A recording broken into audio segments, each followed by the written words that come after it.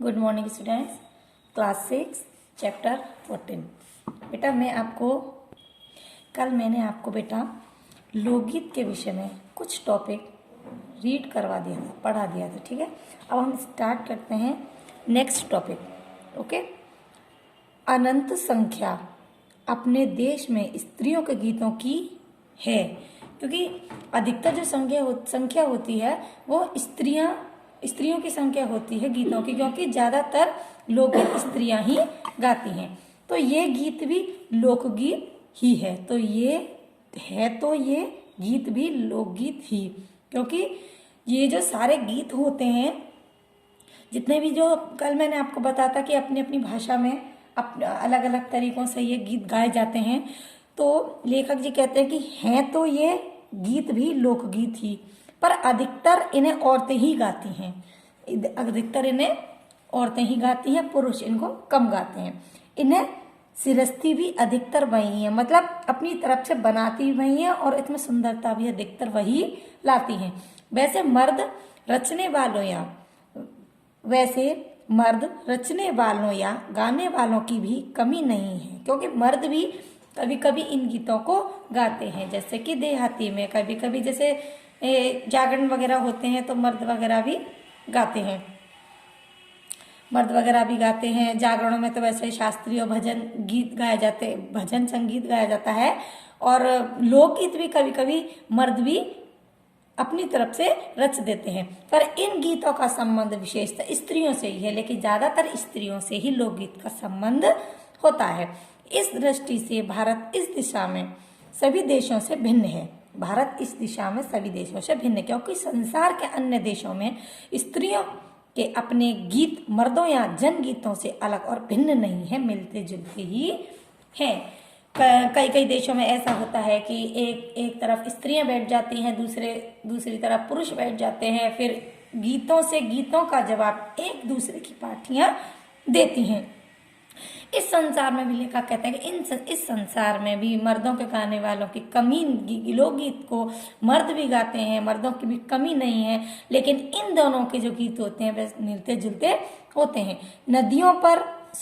त्योहारों पर नदियों में नहाते समय के गीत, नहाने जाते हुए राह के, विवाह के, मटकोड़ ज्योनार के, संबंधियों के लिए प्रेमयुक्त गाली के, मतलब जैसे कि हम शादी वगैरह में हम हंसी मजाक चलता है, वहां पे गालियां देते हैं, ये भी एक लोकगीत की तरह होता है। जन्म आदि सभी अवसरों के अलग अलग गीत होते हैं। ये सारे गीत सभी मतलब जिस समय पर गाए जाते हैं, सारे के लोकगीत हैं जो स्त्रियां गाती हैं। इन अवसरों पर कुछ आज से ही नहीं, बड़े प्राचीन से वे गाती रही हैं, क्योंकि मैंने आपको बताया था कि लोकगीत बहुत प्राचीन काल का गीत होता है, लेकिन ये पहले गांव में केवल गाए जाते थे। इनको शहरों में इन गीतों को हीन समझा जाता था। महाकवि कालिदास आदि ने भी अपने ग्रंथों में उनके गीतों का हवाला दिया है। सोहर, बानी, सेहरा आदि उनके अनंत गानों में से कुछ हैं। वैसे तो 12 मासे पुरुषों के साथ नारियां भी गाती हैं।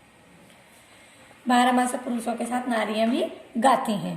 एक विशेष बात यह है कि नारियों के गाने साधारणतः अकेले नहीं गाए जाते। मैंने आपको बताया था कि स्त्रियां कभी उन लोकगीतों को अकेले नहीं गाती हैं, दल बांधकर गाए जाते हैं, मतलब समूह में गाए जाते हैं। अनेक कंठ एक साथ फूटते हैं, एक ही आवाज में एक साथ गाते हैं। यद्यपि अधिकतर उनमें मेल नहीं होता, तो फिर भी त्योहारों और शुभ अवसरों पर वे बहुत ही भले लगते हैं। गांव और नगरों में गायिका भी होती हैं जो विवाह, जन्म आदि के अवसरों पर गाने के लिए बुला ली जाती हैं, क्योंकि ये महिलाएं जो होती हैं, गायिकाएं जो गाती हैं, वह विभिन्न अवसरों पर बुला ली जाती हैं। सभी ऋतुओं में स्त्रियां उल्लसित होकर, मतलब प्रसन्न होकर दल बांधकर गाती हैं। पर होली, बरसात की कजरी आदि तो उनकी अपनी चीज है जो सुनते ही बनती है। पूर्व की बोलियों में अधिकतर मैथिल, कोकिल, विद्यापति के गीत गाए जाते हैं। पूरब की बोलियों में अधिकतर कौन से गीत गाए जाते हैं? मैथिल, कोकिल, विद्यापति के गीत गाए जाते हैं। पर सारे देश के कश्मीर से कन्याकुमारी, केरल तक और काठियावाड़, गुजरात, राजस्थान से उड़ीसा, आंध्र प्रदेश तक अपने अपने विद्यापति हैं। स्त्रियां ढोलक की मदद से गाती हैं। अधिकतर उनके गानों के साथ नाच का भी एक पुट होता है, मतलब उन जो गाने गाती हैं उनमें नाच भी कुछ होता है।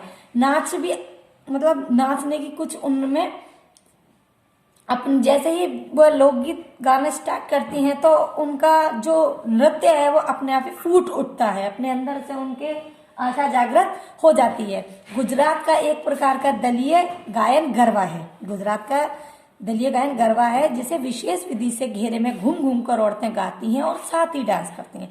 साथ ही लड़कियां भी बजाती जाती हैं जो बाजे का काम करती हैं। इसमें नाच गान साथ चलते हैं। वस्तुतः यह नाच ही है। सभी प्रांतों में यह लोकप्रिय को चला है। सभी प्रांतों में लोकप्रिय हो चला है गरबा। इसी प्रकार होली के अवसर पर ब्रज में रसिया चलता है। जैसे दल के दल लोग गाते हैं, स्त्रियां विशेष तौर पर इन्हें गाती हैं। गांव के गीतों के वास्तव में अनंत प्रकार हैं। जब जीवन जहां इठला इठला कर लहराता है वहां भला आनंद के स्रोतों की कमी हो सकती है। मतलब जीवन जहां इठला इठला कर लहराता है, जहां पर लोग खुशहाल अपना जीवन जीते हैं, वहां कहीं आनंद की कमी नहीं होती।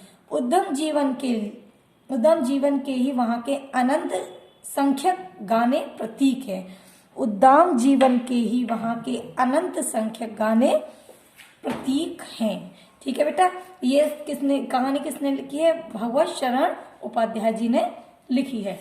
इस चैप्टर को आप रीड करेंगे, लोकगीत को।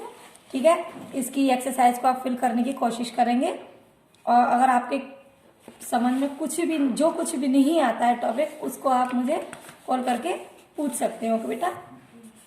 Thank you.